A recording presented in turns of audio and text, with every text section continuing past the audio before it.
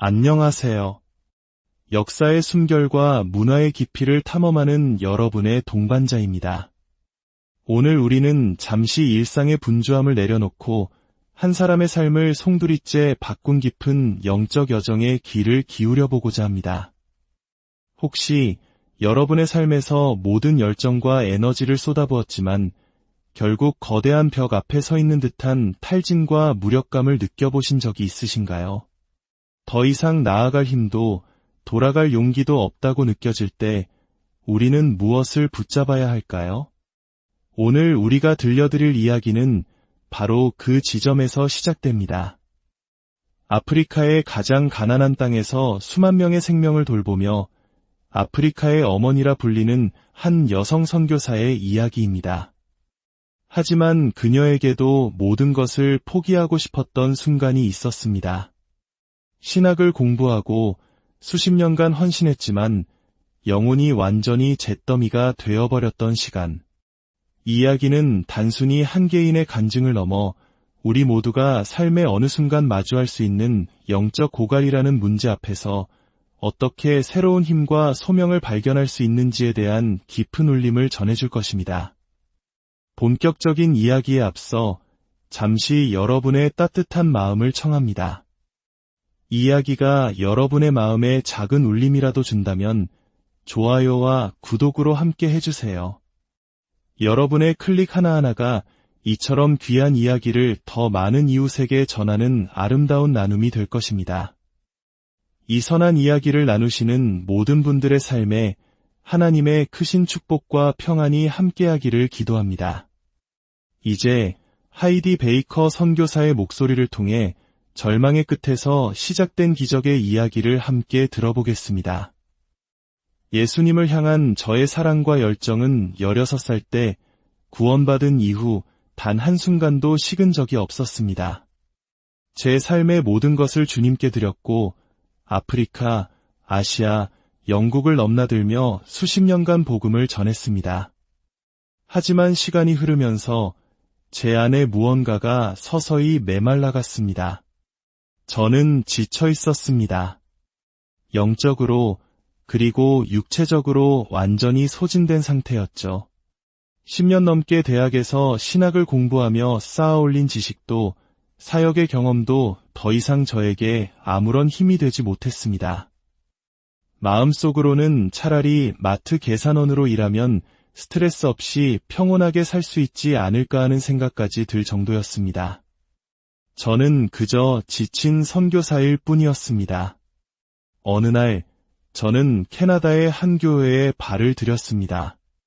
더 이상은 버틸 수 없다는 절박함으로 하나님께 부르짖었습니다. 하나님, 제게 무언가를 보여주시지 않으면 저는 이 자리에서 죽고 말 것입니다. 제발 저를 만나주세요. 그것은 저의 마지막 외침과도 같았습니다. 해마다 어떻게든 방법을 찾아 그 교회로 갔습니다. 그리고 그곳에서 제 인생을 바꾼 사건이 일어났습니다. 예배 중 저는 폐렴으로 쓰러졌습니다.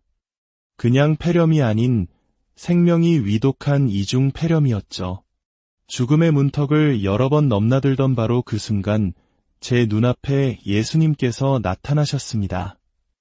그분의 눈빛이 저를 향하는 순간 세상의 모든 것이 멈췄습니다.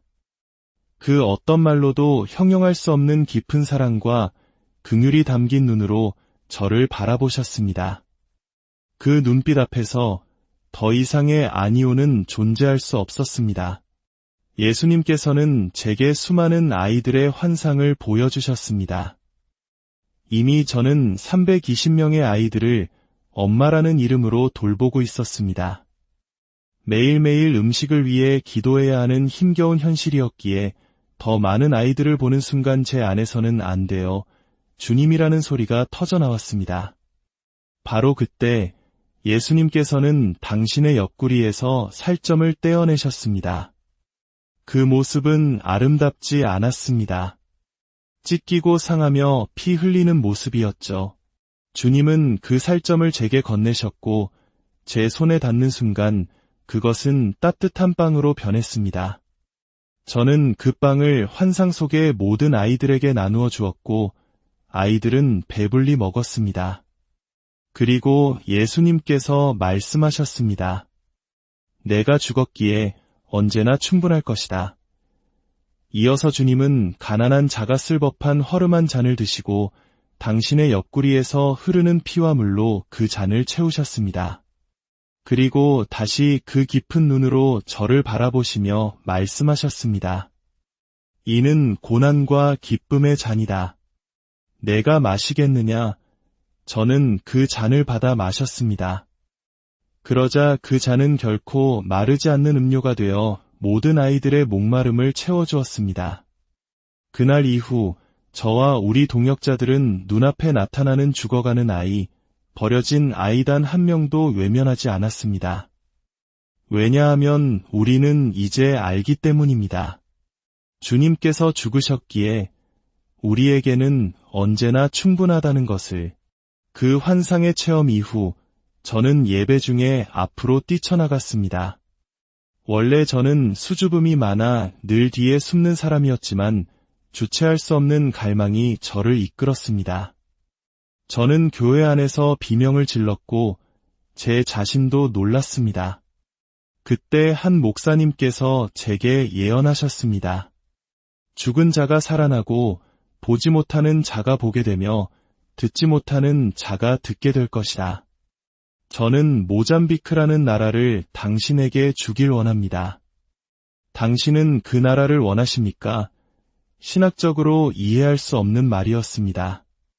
당시 저희가 세운 교회는 고작 3곳이었고 그중 2곳은 금방이라도 무너질 것처럼 위태로웠습니다. 하지만 제 입에서는 네, 라는 외침이 터져나왔습니다. 그 순간 마치 강력한 전류와 같은 하나님의 임재가 제 온몸을 관통했고 저는 바닥에 쓰러져 그대로 붙어버렸습니다. 7일 밤낮 동안 저는 제 머리 하나, 손가락 하나 스스로 움직일 수 없었습니다. 하나님의 그 무겁고도 영광스러운 임재가 저를 완전히 압도했습니다. 그 상태에서 저는 하나님의 음성을 들었습니다. 너는 나 없이는 아무것도 할 수 없다. 저는 속으로 네, 주님, 물론이죠. 라고 대답했습니다. 하지만 주님은 이어서 말씀하셨습니다. 그리고 너는 그리스도의 몸, 즉 교회 없이는 아무것도 할 수 없다. 그것은 제게 큰 충격이었습니다. 저는 예수님과 단둘이서만 모든 것을 해내고 싶었기 때문입니다. 하지만 하나님께서는 제가 얼마나 연약하며 다른 지체들의 도움이 필요한 존재인지를 철저히 깨닫게 하셨습니다. 제가 물이 마시고 싶을 때, 화장실에 가고 싶을 때, 이름도 모르는 성도들이 저를 들어 옮겨야만 했습니다. 그들은 제가 미친 여성인지 아닌지 알 수도 없었지만 그저 순종하며 저를 돌보았습니다. 저는 7일 동안 완전히 무력해지는 경험을 통해 제 자신을 내려놓고 오직 하나님과 그분의 사람들만을 의지하는 법을 배웠습니다. 하나님께서는 말씀하셨습니다. 이제부터 너는 바로 이 자리, 이 무력함의 자리에서 머물게 될 것이다. 그 후 3년 동안 저는 서양 세계에서는 서서 설교할 수 없었습니다. 늘 바닥에 주저앉거나 누워서 말씀을 전해야 했습니다. 하나님께서는 서구 교회가 가진 통제에 대한 문제를 다루고 싶어 하셨습니다. 저는 기꺼이 하나님의 손에 들린 작은 인형이 사람들의 눈에 어릿광대처럼 보이는 존재가 되었습니다. 제 이성을 버리고 예수님의 마음을 얻었기 때문입니다. 이 모든 경험의 핵심은 하나였습니다. 바로 통제를 내려놓고 성령님께서 말씀하시는 모든 것에 순종하는 것. 하나님께서 수천, 수만 명의 아이들을 먹이라고 하실 때 어떻게 해요? 후원 편지라도 써야 하나요? 라고 묻지 않는 것입니다. 그저 네, 주님이라고 대답하는 것. 그 급진적인 사랑과 급진적인 순종이 함께할 때 비로소 하나님의 역사는 시작됩니다. 이전에는 5년이 걸려도 이루지 못했던 일이 이제는 성령님의 임재 안에서 단 5분 만에 일어나는 것을 봅니다. 귀가 열리고 눈이 떠지는 기적들. 이것은 인간의 계획이나 노력으로 절대 이룰 수 없는 일입니다. 많은 사람들이 제게 묻습니다. 당신의 사역이 그토록 많은 열매를 맺는 비결이 무엇입니까? 제 대답은 항상 같습니다. 저의 목표는 열매가 아닙니다. 9,000개가 넘는 교회, 수많은 기적들, 그것들은 저의 목표가 아닙니다. 저의 유일한 목표는 예수님과의 친밀함입니다. 그분과 깊은 사랑의 관계 안에 머무는 것. 그러면 열매는 마치 나무가 때를 따라 열매를 맺듯 저절로 맺히게 됩니다. 하나님께서 기뻐하시는 일이기 때문입니다. 왜 우리가 사역을 할까요? 이름이나 명예, 더 큰 지폐를 위해서가 아닙니다. 오직 그분의 임재 안에 머물기 위해, 그리고 어둠 속에 있는 그분의 잃어버린 자녀들을 아버지의 집으로 데려오기 위해서입니다. 저는 단 한 명의 아이를 주님의 품으로 인도할 수 있다면 제 목숨을 기꺼이 내놓을 수 있습니다. 무엇을 잃겠습니까? 아무것도 잃을 것이 없습니다.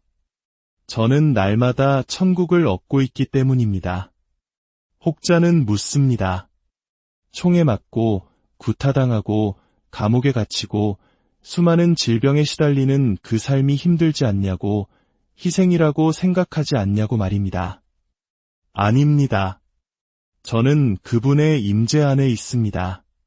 그분의 임재 안에 있을 때, 고난과 기쁨의 잔을 함께 마실 때 그 어떤 것도 우리를 힘들게 할 수 없습니다. 그분의 임재가 우리의 기쁨이고 안식이며 모든 것을 가능하게 하는 힘이기 때문입니다. 사랑하는 여러분, 지금 이 순간 삶의 무게에 짓눌려 지치고 힘든 분이 계시다면 기억하십시오.